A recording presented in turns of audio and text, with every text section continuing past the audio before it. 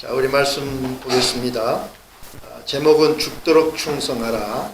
계시록 2장 8절로 11절 말씀 우리 함께 생각하면서 죽도록 충성하라. 이렇게 제목에 집중하면서 말씀을 읽으면서 해석해 볼 수 있기를 바랍니다. 자, 8절 시작. 서머나 교회 사자에게 편지하시기를 처음이요 나중이요 죽었다가 살아나신 이가 가라사대 내가 내 환난과 궁핍을 아노니 실상은 내가 부유한 자니라. 자칭 유대인이라 하는 자들의 해방도 아노니 실상은 유대인이 아니요 사단의 배라. 내가 장차 받을 고난을 두려워 말라. 볼지어다 마귀가 장차 너희 가운데서 몇 사람을 오게 던져 시험을 받게 하리니 너희가 10일 동안 환난을 받으리라. 내가 죽도록 충성하라. 그리하면 내가 생명의 면류관을 내게 주리라. 귀 있는 자는 성령이 교회들에게 하신 말씀을 들을지어다. 이기는 자는 둘째 사망의 해를 받지 아니하리라. 아멘. 그래서 오늘 이 말씀 가지고 다시 한번 죽도록 충성하라 하신 주님의 그 의도가 무엇인가 생각하고 마음으로 받아들이는 시간이 되기를 바랍니다. 자, 성령님 오셔서 주님의 성령 찬양하고, 성령님 정말 이 말씀이 우리 삶 속에 적용되게 도와주십시오. 이렇게 우리 사모하면서 찬양합시다.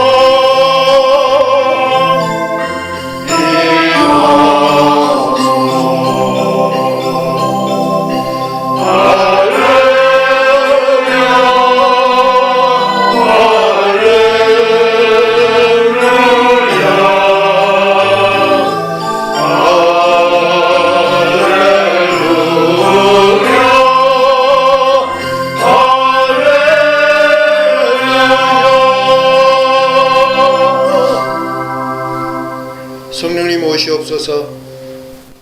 우리 모두의 영혼들을 이 시간 활짝 열어주시고 그 심령 깊은 곳까지 열어주시고 우리 성령님 충만하게 임재하여 주시기를 간절히 사모합니다. 성령의 능력 안에서, 그 성령님의 장막 안에서 모든 잡념 다 물리치고 사탄막의 모든 속삭임도 막아내고 오직 주님 그 말씀 안에서 우리 주님을 만나는 복된 시간 되게 하시고, 그 주님의 말씀이 우리 삶 속에 무기가 되고, 그 주님의 말씀이 우리의 삶의 발등에 불이 되어서 우리 가는 길이 의의 길로 나아갈 수 있도록 이 말씀에 생명 허락하옵소서. 부정한 종은 십자가 뒤에 가려주시고 허락하신 말씀만 전하는 데 부족함이 없도록 성령님 도와 주시옵소서. 우리 주 예수 그리스도를 의지하고 간절한 마음으로 기도드렸사옵나이다. 아멘. 할렐루야. 목사님 못 가셔서 섭섭하실 텐데 나는 예배에 오시니까 나는 좋네. 사람은 이렇게 이기적인가 봐요. 오늘 이 말씀을 준비하면서 처음에는 제목을 죽도록 충성하라가 아니라 너희가 실은 부유한 자라, 이 말씀을 제목을 삼아서 그렇게 말씀을 전하려고 했는데 말씀의 핵심이 오늘 죽도록 충성하라였어요. 그래서 죽도록 충성하라 말씀을 바꾸면서 그 마음속에 이런 것이 있어요. 우리 성도님들 정말 그 부유한 삶을 살았으면 좋겠다. 부유하게. 근데 그 부유는 어떤 자가 부유한 자인가? 그건 물질이 아니고 내 마음의 마음. 마음이 넉넉한 삶. 부유한 삶. 근데 그 부유는 어떻게 얻을 수 있는가? 내가 영적으로 안정되어 있을 때 마음의 부유를 얻을 수 있고, 영적으로 안정되고 마음의 부유를 얻었을 때 내 삶이 풍성한 삶을 살 수 있고, 내가 풍성해져야 내 이웃에게 예수님의 사랑도 십자가도 복음도 나눠줄 수 있는 삶을 살 수 있다. 그래서 정말 우리가 부유해져야 한다. 그래서 우리 성도님 한 분 한 분들이 정말 마음으로 부유한 분들이 될 수 있도록 그렇게 마음으로 기도를 했습니다. 사랑하는 성도 여러분, 비록 우리 사는 이민의 삶이 고달프고 바쁘고 힘들지만 여러분 마음은 부유한 사람들이 되시기를 주님의 이름으로 축원합니다. 아멘.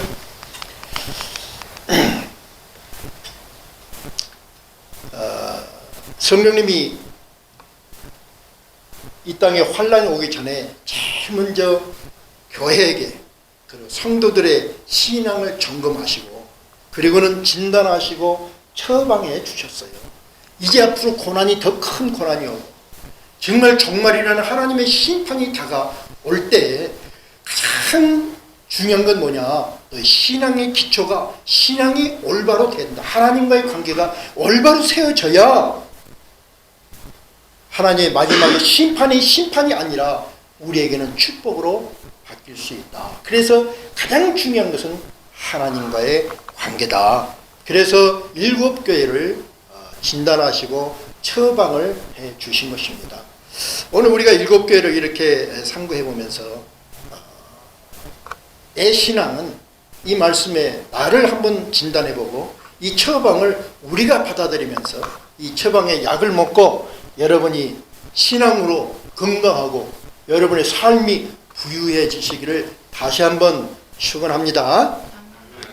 예배소 교회 우리가 처음에 생각해 봤어요. 예배소 교회를 진단하시기를 뭐라고 진단하셨냐면 신앙 활동의 중심추가 잘못되었다 이렇게 진단하셨습니다. 신앙의 추, 신앙의 중심이 잘못되어졌다. 그래서 처방하시기를 신앙의 중심추가 무엇으로 받게 된다고요? 다 잊어버렸어요? 우리 잊어버리지 말고 좀 마음에 기억합시다. 일주일 내내 저 말씀 준비하면서 일주일 내내 기도하거든요. 우리 성도님 마음속에 이렇게 이 말씀이 심어주시기를 위해서 기도했는데 마음의 추가 받게 된다. 신앙의 중심은 뭐? 참. 이 설교 그만해야 되겠어. 예수님의 사랑에 빠진 종교생활은 아무 의미가 없다. 그거 그렇게 말씀했잖아요. 우리 김원아 집사님이 반주를 열심히 하시는데 예수님에 대한 사랑의 고백이 없는 반주는 뭐죠? 그렇죠? 찬양을 열심히 하는데 예수님에 대한 사랑의 고백이 없는 찬양은 그냥 노래예요. 여러분이 봉사하고 헌신을 열심히 하는데 예수님의 사랑이 없는 봉사와 활동은 그냥 아무것도 아니다 그 말입니다. 그래서 예배소 교회를 칭찬하셨는데 너희들이 정말 환난받고 고난받고 거짓 선지자를 구분하고 많은 일들을 했는데 그 안에는 예수님에 대한 사랑이 빠졌다. 그러므로 철책하기를 첫사랑이 회복되어야 된다. 모든 것이 예수님의 사랑을 품는 봉사, 헌신, 사역이 이루어져야 된다. 이거 말씀했잖아요. 기억합시다. 아멘. 우리 신앙의 중심추는 뭐가 되어야 된다? 그래요. 예수님의 사랑의 중심추가 되어야 돼요. 우리 꼭 기억하고 우리 신앙에 다시 한번 점검해 보면서 내가 주님 앞에 드렸던 내 첫사랑이 아직 변질되었는가, 아직 그대로 있는가. 혹시 변질됐다면 회복하는 여러분이 되시기를 주님의 이름으로 축원합니다. 오늘 두 번째는 서문화 교회를 진단하세요. 근데 어떻게 진단하셨냐면 이 5교회 중에서 7교회 중에서 2교회가 칭찬받았는데 칭찬받은 교회 첫 번째 서문화 교회가 칭찬, 이 교회가 칭찬받았어요. 두 번째 빌라델비아. 7교회 중에서 2교회가 칭찬받았다. 이 땅에 많은 교회에 많은 신앙이 있지만 다수가 아니라 소수가 칭찬을 받는다. 이렇게 우리가 생각을 합니다. 그런데 이 서문화 교회는 어떻게 칭찬받았는가 우리 한번 보고요. 그리고는 이 서문화 교회를 어떻게 진단하시고 무엇을 처방하셨는가 우리 한번 오늘 말씀을 통해서 보기를 원하는데, 먼저 결론을 지면은 예수님이 이 서문화 교인들의 그 신앙을 칭찬하셨는데 뭐라고 칭찬하셨냐면 너희 궁핍을 내가 안다고 했어요. 너희가 받는 환난과 나로 인해서 신앙을 지키기 위해서 믿음의 삶을 살기 위해서 네가 받는 궁핍과 환난을 내가 알고 있다. 내가 알고 있다. 그런데 너희가 지금은 고난을 받고 환난을 받고 그래서 가난한 자 같지만은 가난한 자가 아니라 너희는 실은 부유한 자라. 예수님 그렇게 말씀하셨어요. 너는 부자라 그랬어요. 그렇게 칭찬하셨어요. 그리고는 처방하시기를 이 고난이 있는데 이제 위로하시는 거예요. 이 고난이 있는데 그 고난은 10일이다. 이 고난은 10일인데 그 10일 동안 이 고난을 이기는 방법은 뭐냐? 충성으로 고난을 이겨내라. 그래서 너에게 가지고 있는 너의 생명의 면류관을 놓치지 말고 생명의 면류관을 가지라. 이렇게 칭찬과 격려의 말씀을 주셨습니다. 이 칭찬과 격려가 여러분에게 주신 말씀이 되기를 축원합니다. 그래서 오늘은 이 성령님으로부터 칭찬과 격려를 받은 이 서문화 교회에 대해서 우리 조금 더 상고해 보면서 은혜를 나누고자 합니다. 먼저 이 서문화는 7교회가 나왔는데 7교회 중에서 현재까지 남아있는 교회가 이 서문화예요. 서문화 교회예요. 칭찬받은 교회가 수많은 고난 속에서도 아직도 그 신앙, 그 교회가 보존되어 있더라. 놀라운 거 아니에요? 다른 6교회는 없어져 버렸어요. 역사 속에서 없어져 버렸어요. 저는 우리 예수 십자가 교회가 앞으로도 우리 주님이 오실 날이 100년이 걸릴지 50년이 걸릴지 모르지만 우리 교회가 주님이 오시는 날까지 보존될 수 있기를 진심으로 바랍니다. 그래야 의미가 있는 거 아니에요? 그래서 그러기 위해서는 칭찬받는 교회가 되어야 된다. 자, 그 서문화 교회는 2007년에 인구조사를 했는데 2007년에 인구가 260만이 있는 그런 큰 도시입니다. 그리고는 이스탄불을 다음으로, 이스탄불이 어느 나라죠? 터키의 이스탄불 다음으로 큰 항구 도시가 이 서문화입니다. 그런데 지금 서문화는 고난을 받았다 그랬잖아요. 그 서문화의 이름이 뭔가? 그 서문화의 이름은 고대 헬라어로 몰약이라는 그런 의미를 가지고 있습니다. 몰약이란 나무인데 이 몰약이라는 나무는 키가 한 8피트, 9피트 되는 그런 나무인데 가시가 돋치고 이 액이 나오면은 이 액이 쓴맛을 내요. 그런데 이 몰약나무를 잘라가지고 팍 두드리고 팍 으깨고 짓눌러 부수면 향기를 내는 그런 나무. 그럼 향기가 나와요. 두드리고 부수고 짓눌리면 향기가 나온다. 그래서 더욱더 이 상인들이 더욱더 강하게 더욱더 으깨고 더욱더 부술수록 더 좋은 향기를 만들어냅니다. 이렇게 향기를 만들어낸 것뿐만 아니라 이 몰약은 시체에 바르는 방부제로 귀하게 사용이 되었습니다. 그래서 동방박사들이 아기 예수님이 태어나셨을 때 선물로 갖고 온 3가지 중에 하나가 뭐였죠? 몰약이었다. 예수님의 죽음을 기리는 그 몰약을 가지고 왔어요. 몰약은 이렇게 귀하게 사용이 되었어요. 예수님이 죽으셔서 이제 장사 드릴 때 아리마대 요셉이 뭐를 가져왔어요? 몰약을 가져와서 예수님의 시신에 바르는 몰약을 가져온 것을 볼 수 있습니다. 예수님의 죽으심을 기리는 그런 것을 우리가 성경에서 볼 수 있습니다. 이렇게 한번 사진 한번 보여주시면, 자 여기가 여기 보이시죠? 이렇게 보면 여기 보죠? 이게 서문화예요. 서문화. 우리가 지난주 예배소 했죠? 여기가 예배소, 여기 서문화, 이게 버가모. 그래서 7교회가 이렇게 지금 이런 모습으로 나오게 있고, 여기 보면은 여기가 시리아입니다. 시리아. 여기가 시리아고 저 위에가 터키입니다. 여기가 터키. 터키, 시리아에 있는데 예배소가 바로 여기에 있고, 그리고는 서머나도 이쪽에 이렇게 서머나가 있는 그런 곳입니다. 그 다음 그림 한번 볼까요? 그 다음 보면 지금 현재 서머나의 도시의 모습이 이런 모습입니다. 아주 발달이 잘 돼 있고 항구 도시고 팜트리가 굉장히 높은 아주 아름답고 풍성한 도시가 지금 서머나 도시 모습을 볼 수 있습니다. 그런데 서머나 교회는 몰약이라는, 다시 우리 몰약을 기억합시다. 몰약은 두드리고 짓밟힐수록 향기를 낸다. 서머나 교회는 몰약이라는 이름 그대로 로마로부터, 서머나의 관료로부터 으깨어지고 짓눌림을 받고 부서지면서도 타협하지 않고 죽음으로 신앙을 지켜내고 있었습니다. 신앙은 그렇게 지켜지는 거예요. 또 생각합니다. 서머나는 짓이겨지고 으깰수록 믿음의 향기를 품어냈다. 이렇게 우리 기억하면 좋겠습니다.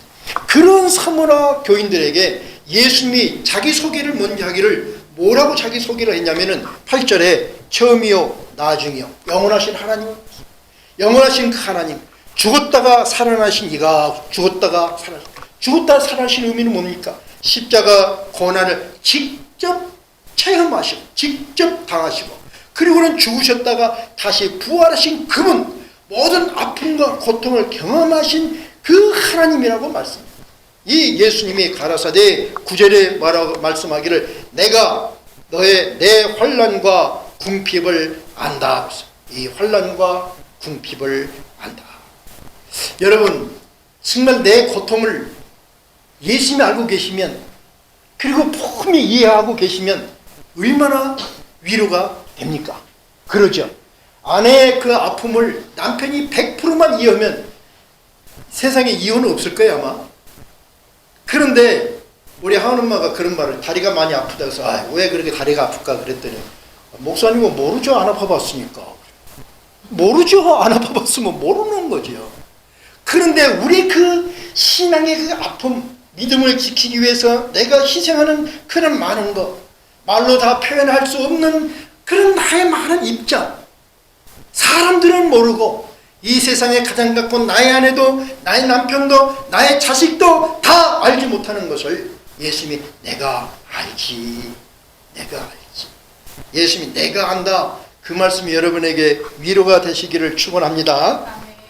여기서 말하는 그 환난은 톨립시스인데, 톨립시스는 감당할 수 없는 무게에 짓눌린 상태를 말하고 있습니다. 내 힘으로는 감당할 수 없는 큰 무게, 짓눌림을 당하는 그런 환난이에요. 궁핍은 마치 포토게이아인데 거지와 같은 그런 상태. 이 서머나는 풍요의 도시예요. 아주 풍요의 도시인데 그 믿음을 지키기 때문에 풍요가 아니라 궁핍한 삶을 살고 또 큰 환난 무게에 짓눌리는 그런 서머나 교인들. 그래서 믿음을 지키기 위해서 풍요보다는 궁핍을 선택했고 편리보다는 환난을 선택한 신앙이 서머나 신앙이었다 하는 것을 우리가 생각합니다. 그래서 예수님이 말씀해요. 내가 안다. 내가 안다. 너의 고난, 너의 고통 내가 안다.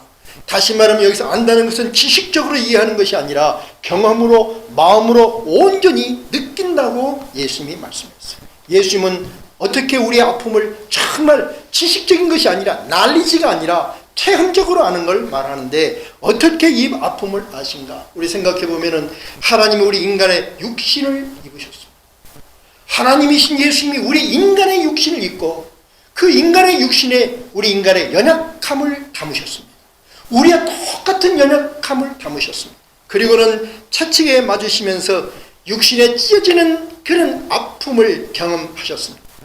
조롱과 멸시를 받으면서 인격적으로 찢기는 그런 아픔, 그 찢기는 마음의 아픔도 경험을 하셨습니다. 십자가에서 고통을 당하시면서 우리의 영혼의 고통도 우리 주님은 다 경험을 하셨습니다. 그렇게 경험을 실제로 하신 그 예수님이기에 우리가 고통할 때 예수님도 고통하시고, 우리가 억울해할 때 예수님도 억울해하시고, 우리가 잠 못 이룰 때 예수님도 잠 못 이루십니다. 예수님은 우리의 아픔을 지식으로가 아니라 경험으로 아셨기 때문에 우리와 똑같이 아파하시면서 우리를 부르시고 위로하시는 살아계신 하나님인 것을 믿으신다면 아멘. 분명히 믿으세요? 예수님은 살아계신 하나님이에요. 우리의 아픔을 다 알고 계시는 하나님이에요. 아는 것뿐만 아니라 함께 아파하시는 하나님이에요. 그래서 말씀을 주시면서 우리를 위로하시고 이 아픔에서 벗어날 길을 성경을 통해서 자꾸 우리에게 말씀하는 거예요. 사랑하는 자들아 이리로 오라, 이리로 오라. 너의 무거운 짐을 다 나에게 맡겨라. 내가 너희를 편하게 하리라고 수없이 말씀하고 계시잖아요. 주님 앞에 나아가셔서 여러분의 아픔과 여러분의 억울함과 여러분의 저 기쁨 속에 갇혀 있는 것 모든 것 주님 앞에 다 내어놓고 위로받는 여러분이 되시기를 주님의 이름으로 축원합니다. 뿐만 아니라 환난과 궁핍뿐만 아니라 9절에 이렇게 말씀합니다. 자칭 유대인이라 하는 자들의 회방도 한다. 그리고는 그들은 유대인이 아니요 사단의 회다. 우리가 갖는 또 하나의 고통도 아는 것뿐만 아니라 그 원인까지 설명해 주시는 우리 주님의 모습을 볼 수 있습니다. 여기서 말하는 자칭 유대인은 누구냐? 혈통상 아브라함의 자손임을 내세워서 자신들을 선민으로 자처하는 사람들이에요. 그런데 이 사람들은 어떤 사람들이냐면 회당을 중심으로 신앙적인 강력한 세력을 가졌어요. 그리고 로마 정부와 협력을 했어요. 그리고 그들이 하는 가장 첫 번째 일은 뭐냐면은 기독교를 박해를 하는 것이 아주 첫 번째 사업이 되었습니다. 그래서 전력을 다해서 서문화 교회를 핍박을 했습니다. 어떻게 핍박을 했냐면 기독교의 성찬식은 식인종들의 피의식이라 이렇게 비판했어요. 그래서 피를 마신다고 해서 저희들은 식인종이라 하시고 사람 잡아먹는 식인종, 사람을 죽이는 그런 종교단체다 이렇게 악랄하게 비판을 했고 예수가 부활한 것이 아니라 꾸며낸 이야기라고 악성 루머를 만들어서 교회를 끊임없이 공격을 했습니다. 로마와 서문화 관리들의 박해가 사회적인 것이라면은 자칭 유대인이라 하는 이들의 박해는 영적인 박해였어요. 그러니까 사회적으로도 깊은 박해를 받았고 영적인 생활도 깊은 박해를 받는 그런 사람들이었어요. 서문화 교인들은 이렇게 사회적으로 문화적으로 또 영적으로 짓눌림을 당하고 깨어지며 부서지면서 12명의 순교자를 내었어요. 그러고도 모두가 신앙을 지켰습니다. 그 12번째 순교하는 서문화 교회 목사 폴리갑인데 폴리갑의 순교 현장을 후스토 곤잘레스가 저서 초대교회사 The Story of Christianity에서 기록한 기록이 있는데 제가 한번 읽어드리겠습니다. 이렇게 기록이 86세 노령의 폴리갑이 총독 게르마니쿠스의 재판장에 서게 됩니다. 이때 지금 이 폴리갑은 요한의 제자였었어요. 사도 요한의 제자였는데 이 서문화 교회를 담임하고 있었어요. 그런데 이때 박해가 가장 심할 때 나이가 80이어서 아주 고령이에요. 그래서 이 재판장에 서게 됐는데 많은 군중들이 모였어요. 그 군중들이 소리를 질러요. 저 폴리갑을 사자밥이 되게 해라. 사자밥이 되게 해라. 그렇게 아우성을 총독에게 아우성을 합니다.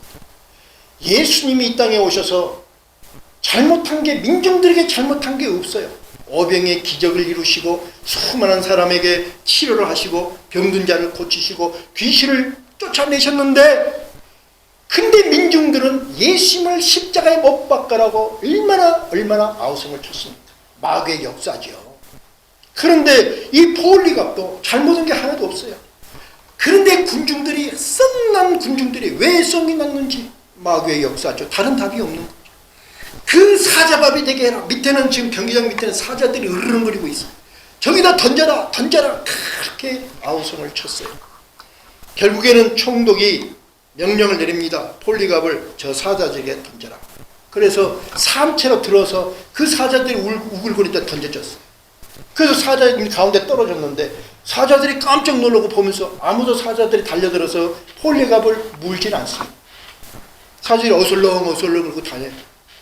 결국에는 사자 심판이 되지 않으니까 총독이 다시 폴리갑을 데려오라 그래서 폴리갑을 데려오고 재판이 끝났다고 선언을 하고 폴리갑을 석방하려고 합니다. 왜냐하면 사자밥이 되게 하라고 했는데 사자들 안 먹었으니까 뭐 그걸로 끝났다고 총독은 어떻게든지 폴리갑을 살리려고 그랬어요. 그렇게 폴리갑을 석방하려고 하니까 이 서머나 교회를 해방하던 자칭 유대인이라 하는 이 사탄의 회, 이 사람들이 안식일임에도 불구하고 이 사람들이 회당에 있는 사람들이기 때문에 안식일에 누구를 죽인다든가 무슨 일을 할 수가 없어요. 그런데 안식일임에도 불구하고 총독에게 유죄 판결, 다시 사자가 먹지를 않으니까 화형을 처하라고 맹렬히 요구를 합니다. 그러자 거기에 휩쓸린 군중들도 폴리갑을 이제는 화형에 처하라고 사납게 아우성을 칩니다. 결국에는 폭동이 두려운 총독이 화형을 선고합니다. 그리고는 폴리갑을 묶어서 장작이 큰 데다 맨 꼭대기에다 올려놓고 기둥에 묶었어요. 그리고 기름을 다 칠했어요. 그 장작더미 묶여있는 폴리갑의 총독이 다시 한번 말합니다. 이제는 처음에는 사자밥이 되기 전에 뭘 말했냐면은 예수를 부인해라. 그리고 가이사를 구원해 주라고 시인을 해라. 그랬는데 이번에는 가이사는 빼고 어떻게든지 폴리갑을 살리고 싶어서 예수만 부인해라. 예수만. 지금 예수만 부인하면 그러면 이제라도 내가 내 고난으로 너를 살릴 수 있다. 그래서 플리즈 예수만 부인하고 살아나라. 그렇게 총독이 말하니까 폴리갑이 이런 말을 해요. 나는 86년 동안 그분의 종이었는데 내가 어떻게 나를 주인 대신 우리 예수님을 얻어갈 수 있겠습니까? 나는 그리할 수 없습니다. 그러니까 총독이 그러면 나는 너를 불에 태울 수밖에 없어.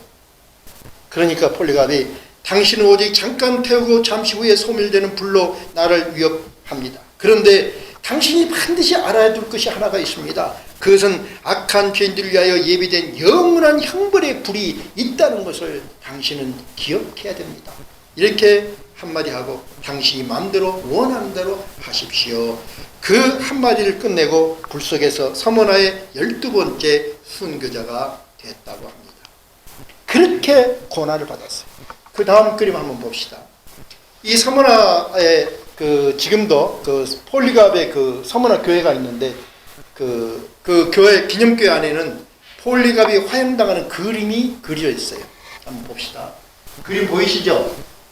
이게 지금 폴리갑인데 이렇게 그렸어요. 여기 동그란 것은 이제 영적인 것들 이렇게 그게 묶여 있어요. 그 기둥이고 여기는 지금 장작더미에서 불이 이렇게 붙는 게 이게 불이에요. 그리고 여기 이제 총독이고 사람들이 아우성을 치고 뭐 이제 칼로 위협도 하고. 그런데 이렇게 폴리갑의 이 지금 그림이 지금도 서머나교에 있는데 포인트는 뭐냐면 요 사람이 포승에 묶여 있어요. 손이. 그리고는 폴리갑을 보고 지금 자기 순번을 기다리고 있어요. 저 사람이 누구냐면은 이 그림을 그렸던 화가인데 자기 모습을 그려놓고 포승줄 묶인 자기 모습을 그려놓고 다음 순교자는 폴리갑 다음에는 자신이 순교할 차례입니다 하는 자기 고백을 한 그런 그림이라고 합니다. 그래서 정말 십자가를 지고 예수님을 증거하는 삶이 누구 한 사람만 순교하는 것이 아니라 나도 순교의 길을 가겠습니다 하고 그림을 그렸다고 합니다. 이렇게 견디기 어려운 환난 가운데 있는 서머나 교회에게 주님이 말씀해요. 그런 환경이 있는 서머나 교회 10절에 말씀하기를 네가 장차 받을 고난을 두려워하지 말라. 너희가 10일 동안 환난을 받을 것이다 하고 말씀해요. 우리 여기서 잘 생각합시다. 우리에게도 고난이 있어요. 근데 우리는 고난이 있을 때 주님이 이 고난을 즉시 해결해 주십시오 이런 기도를 많이 해요. 근데 지금 서머나 교회는 이런 고난을 당하고 있는데 예수님이 말씀하기를 네가 받는 고난을 내가 다 안다. 그런데 이 고난을 지금 멈춰주는 것이 아니라 앞으로 장차 받을 고난을 두려워하지 말라. 이 고난이 멈춰지는 것이 아니라 앞으로도 장차 고난이 올 것이라고 알려줬어요. 그리고는 그 고난의 기간은 10일 동안이라고 말씀합니다. 여기 장차 받을 고난이 멜로라는 단어로 사용이 됐는데 이 멜로는 필연적으로 일어날 사건을 말하고 있습니다. 다시 말하면은 지금 서머나 교회가 고난을 받지만 하나님이 이 고난을 당장 해결해 주는 것이 아니라 이런 고난은 지금뿐만 아니라 앞으로도 필연적으로 신앙으로 인한 믿음으로 인한 영적인 싸움, 영적인 고난은 있다. 이것을 알려줍니다. 동의하세요? 두렵지 않지요? 어떤 이유? 난 그럼 예수 안 믿을래? 왜 예수 믿고 고난을 받아? 안 믿고 싶으면 안 믿고. 우리가 고난을 당하죠. 우리가 갖는 믿음 때문에 갖는 어려움이 있죠. 그것이 오늘 해결되는 것이 아니라 앞으로도 말세가 될수록 어떤 형태의 고난은 여러분을 더 심하게 할 것입니다. 그래서 예수님이 말씀해 앞으로도 고난이 있다. 근데 그 고난은 10일이다. 그리고는 그 이유를 설명하기를 마귀가 너희 중 몇 사람을 옥에 던질 것이다. 하나님의 계획 안에 있음을 말합니다. 마귀가 몇 사람 옥에 던져주는 승리가 있고 성도들이 핍박당하는 그 핍박이 있고 순교자가 앞으로도 더 늘어날 것을 말씀하고 있습니다. 언젠가 한번 IS인가요? IS가 기독교인들을 참살하는 모습을 동영상으로 뜬 것을 한번 보여줍니다. 사람들이 너무너무 잔인하다. 사람들을 기독교인들 쭉 포승해 놓고 그냥 하나씩 하면서 기관단총으로 쏘더라고요. 예수 믿어, 예수 부인해, 안 믿어, 머리가 툭 날아가는 것이 그대로 다. 그런데도 그 사람들은 예수 부인한단 말 한 사람도 안 하고 다 숨겼더라고요. 오늘 이 시대에 있는 일이에요. 마귀가 너희 중 몇 사람을 옥에 던질 것이다. 교회를 핍박하는 마귀의 모습을 계시록 12장에는 이렇게 분명하게 설명하고 있습니다. 마귀가 하늘에서 쫓겨났고 또 자기의 때가 얼마 남지 않는 것을 알고 크게 분을 내어 해산하려는 여자를 공격하는 모습을 보여주고 있습니다. 해산하려는 여자는 누굽니까? 십자가로 새 생명을 잉태하고 출산하는 교회를 말하고 있습니다. 자, 교회관을 다시 생각해야 됩니다. 교회는 무엇을 하는 곳인가? 생명을 잉태하고 생명을 출산하는 것이 교회인 줄 믿습니다. 십자가 안에서 우리가 다시 한번 거듭나고 다시 한번 본 어긴 했다는 의미가 뭐예요? 교회 안에서 생명을 잉태하는 거예요. 그것이 우리의 목숨 걸고 하는 거예요. 그리고 그 생명을 보존하고 양육해서 다시 세상으로 내보내는 것이 교회가 해야 할 가장 큰 사명이라는 거 믿으시면 아멘. 그래서 이거는 교회 목사만 하는 것이 아니라 우리 성도님 한 분 한 분들이 교회 생활의 중심축은 뭐냐? 예수 그리스도의 사랑이요. 그 사랑을 통해서 뭘 하느냐? 예수님의 생명을 잉태하고 양육하는데 우리의 모든 정성과 포커스가 맞춰져야 된다. 이것이 교회 생활입니다. 그래서 이 잉태하고 출산하는 이 교회를 아주 해산하는 여자를 공격하는데 무엇으로 공격하느냐? 입으로 강같이 물을 쏟아내어서 떠내려가게 한다 그랬어요. 근데 그 강 같은 말이 뭐냐? 참남된 말이었어요. 하나님을 모독하고 성도들을 이간하는 수많은 말들을 통해서 교회를 강물에 떠내려가는 하는 그런 공격을 한다 그랬어요. 오늘 교회 역사를 보면 그 말들 때문에 그 말로 인해서 교회가 깨어졌던 거 우리 수없이 많이 볼 수 있습니다. 뿐만 아니라 13장에는 이 마귀에게 권세를 이임받은 짐승이 마귀의 권세를 가지고 하나님을 비방하고 참남된 말이라 하나님을 비방하고 성도들을 참남되게 비방하고 그 방법을 통해서 싸우는데 이기더라 그래서 싸우는데 이기더라. 그리고는 이 짐승이 이겨서 이 짐승에게 굴복하는 자들의 수를 666이라 이렇게 성경에서는 말씀하고 있습니다. 이 666을 많은 사람들이 아주 잘못 해석하고 있어요. 언제나 답은 성경 안에 있어요. 어떤 사람이 10이다, 20이란다. 그건 아주 잘못된 말인 것을 오늘 여기서 분명히 말씀드리고 동영상을 보는 여러분도 이것은 너무나 성경을 잘못 이해하고 곡해하는 잘못된 것인 걸 여러분 분명히 아시길 바랍니다. 요한계시록 13장 8절에 이 66의 표를 받는 사람들이 설명하기를 죽임당한 어린 양의 생명책에 기록되지 못한 자들, 이 땅에서 세상만을 의지하며 살았던 사람들, 예수님을 거부하고 우상에게 굴복하여 살았던 큰 무리들의 총수라 성경에서 이렇게 분명히 말씀하고 있습니다. 반면에 14만 4천이라는 이긴 성도들은 어떤 사람들인가? 숫자의 의미보다 그 의미가 더 중요한 것은 12장 11절에 어린 양의 피와 자기들이 증언한 말씀으로, 그리스도의 피와 십자가와 주님이 주신 말씀으로 생명을 아끼지 아니하고 죽기까지 싸워 이긴 자들, 이들이 성도라 이렇게 표현해요. 이긴 성도들이라 이렇게 성경에서는 아주 클리어하게 말씀해 주셨습니다. 이렇게 말씀을 주시고는 서문화 교회에게 주님이 이제 위로하십니다. 10일 동안 환란이 있을 것이다. 너희가 받는 환란의 기간은 10일이다. 그 환란의 길이 영원 무궁토록 같은 환란이 있는 것이 아니라 그 환란은 10일이다. 10일은 무슨 뜻입니까? 완전한 때를 의미합니다. 완전한 때. 그래서 하나님이 설정한 어떤 기간 때, 하나님이 작정한 기간 때, 그러나 그 기간은 만수 끝이 있는 거예요. 여러분, 우리에게 주어진 환란은 있었습니다. 그러나 그 환란은 영원한 것이 아니라 어떤 한 끝이 다 있었어요. 그래서 한 환란을 넘어오고 또 다른 환란이 오니까 그 환란을 넘어오고 그것이 반복되는 거지만 한 문제가 우리를 영원토록 고통스럽게 하는 것은 없어요. 그래서 우리가 다 존재하고 있는 것입니다. 그래서 우리에게 위로해요. 그 10일이라는 설정한 기간, 짧은 기간이 있다. 그런데 그 짧은 기간 동안에 어떻게 그 환란에서 궁핍에서 이기며 향기를 품어낼 수 있겠느냐? 그 답을 말씀하기를 네가 죽도록 충성하라. 네가 죽도록 충성해서 그 10일의 환란을 이겨내라. 주님은 간절하게 말씀해요. 죽도록 충성하라는 말씀은 뭡니까? 하나님 앞에 전력을 다해서 집중하라는 거예요. 집중하라. 환란을 이겨내는 방법을 말씀해요. 성경의 많은 곳에서 내가 너를 보존하는 길은 뭐냐? 경건히 너를 지킨다 그랬어. 경건히 너를 지킨다. 하나님 앞에 집중하면 환란을 이긴다. 하나님 말씀은 다 똑같아요. 사랑하는 성도 여러분, 여러분 삶 속에, 여러분 생활 속에 아픔이 있는 줄 압니다. 살아있으니까 누구나 모두가 아픔과 환란을 겪습니다. 중요한 것은 이겨내는 거예요. 환란을 이겨내는 여러분이 되시길 바랍니다. 그런데 어떻게 이겨내야 되느냐? 어떻게 이겨내야 되냐? 하나님께 정면으로 나아가야 됩니다.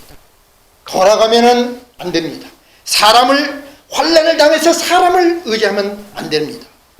하나님의 정면으로 나아가고 믿음대로 행동을 하시면 하나님은 여러분을 도우시고 여러분은 환란을 이겨내실 줄 분명하게 믿습니다. 믿습니다. 그래서 우리 사랑하는 성도들이 다 승리자가 되기를 정말 이 목사가 정말 이 가슴 깊은 곳에서 절절하게 여러분이 부탁을 드려요. 이기는 자가 되십시오. 이기는 자가 되십시오. 돌아가지 마십시오. 하나님과 승부하십시오. 그래서 이기십시오. 피하는 자가 되지 마십시오. 오늘 여기서 지금 내가 이 어떤 문제가 어렵다고 해서 피하면 다른 데 가면 어려움이 없습니까? 내가 여기서 이기지 못하고 피하면 다른 데 가서도 또 다른 환란에서 이기지 못해요. 오늘 나에게 주어진 이것이 어떤 것들이라는지 여기서 이겨내면 그 다음에 다른 환란을 만나도 또 이겨내는 거예요. 그래서 이겨내는 방법이 어디 있느냐? 하나님만. 제가 지난 주일날 제 나름대로 여러 가지 생각을 하고 내년에 어떻게 할까 여러 가지 생각을 하면서 두 가지 생각인데 어떤 것이 정말 의의 길이고 옳은 길인가? 남은 내 삶 속에 내 시간이 엑기스로 살려줄 수 있는 길이 무엇인가? 생각한 내 마음의 생각이 복잡해요. 3일 동안 하나님 앞에 기도했는데 이번에 기도는 이렇게 기도를 했어요. 지금까지 쭉 하나님 앞에 부르짖고 막 안타깝게 기도했는데 이번 기도는 하나님이 역사할 줄 믿습니다. 이제는 하나님이 부십시오. 저는 주님이 하란 대로 하겠습니다. 그러면 3일은 침묵 기도했어요. 근데 놀랍게 하나님이 응답하셨어요. 하나님 답을 주시고 어떤 문제를 풀어주시고 다 답을 주셨어요. 하나님을 의지하면 내가 가는 길도 내가 해야 할 일이 클리어하게 눈에 보여지는 거예요. 그렇지 않으면 아는 것 같은데도 모를 것 같고 모를 것 같은데 아는 것 같고 희미해서 정말 헷갈리는 우리 시간을 많이 보낼 수 있는데 하나님께 정면으로 나아가면 우리 아버지 하나님은 우리에게 길을 인도해 주시고 또 이길 수 있는 힘도 주시는 것, 그래서 환란을 이기는 자가 되도록 하신다는 것 믿으시기를 주님의 이름으로 축원합니다. 그래서 이기는 자가 되어야 됩니다. 이렇게 말씀하시고는 열흘이니까 하나님 앞에 집중해서 이겨라. 그리고 너에게 이기는 자에게 주어진 상급이 있다. 그 상급을 축복을 두 가지로 말씀했는데 10절에 내가 생명의 면류관을 내게 주리라. 생명의 면류관을 내게 주리라. 그리고는 11절에 둘째 사망의 해를 받지 않게 하리라. 생명의 면류관, 둘째 사망의 해 여러분 다 아시죠? 복잡하게 설명하지 않겠습니다. 이 최고의 축복이에요. 생명의 면류관을 받아야 됩니다. 이 생명의 면류관은 이 땅에 살면서도 영적인 축복을 말하고 우리가 이 땅을 떠나서도 우리가 갖는 생명의 면류관을 말씀하고 있고 둘째 사망의 해를 받지 아니하리라. 육신을 떠나는 첫 번째 사망이 있고 또한 내가 이 땅에 살면서 영적으로 죽어버리는 영적인 죽음이 있습니다. 뿐만 아니라 둘째 사망은 뭐예요? 하나님 앞에 백보자 심판의 앞에 가서 다시 한번 영원히 죽어버리는 것, 그것이 둘째 사망. 그런데 우리의 축복은 뭡니까? 오늘 이 땅에 살면서도 영적인 축복, 또한 이 땅에 살면서도 정말 육신의 그런 죽음에 묶이지 않는 그런 놀라운 축복을 하나님이 약속을 하셨어요. 그리고는 성령님은 간절하게 당부하시기를 11절에 귀 있는 자들은 성령이 교회들에게 하시는 말씀을 들으라 말씀. 성령이 말씀하신다, 들으라 말씀하고 있어요. 여러분, 성령님은 영적 비밀을 말씀하시는 분인 줄 믿습니다. 그리고 우리는 누굽니까? 우리는 지금 하나님의 말씀에 근거해서 하시는 성령의 음성을 듣는 자들이에요. 듣는 것뿐만 아니라 잘 알아듣고 순종하는 자들이 오늘 우리 올바른 성도인 것을 믿습니다. 그렇다면 이제는 정말 우리가 성령님께 귀를 기울여야 됩니다. 영적인 귀를 열고 내가 말하는 것이 아니라 이제는 하나님의 음성을 듣고 성령의 음성을 들어야 됩니다. 그리고는 그 성령의 음성을 우리 믿음의 그릇에 담고 그 말씀의 표대를 삼아서 생명의 면류관을 받는 길로 가고 둘째 사망을 통과하는 길로 우리가 나아가는 그런 삶이 되어야 될 줄 믿습니다. 이 확신을 가지고 사는 사람들이 부유한 사람들이에요. 그래서 궁핍과 환난이라는 환경이 있더라 하더라도 여러분 마음으로 심령으로 부유한 자로 사는 여러분이 되시기를 우리 주 예수 그리스도의 이름으로 축원드립니다.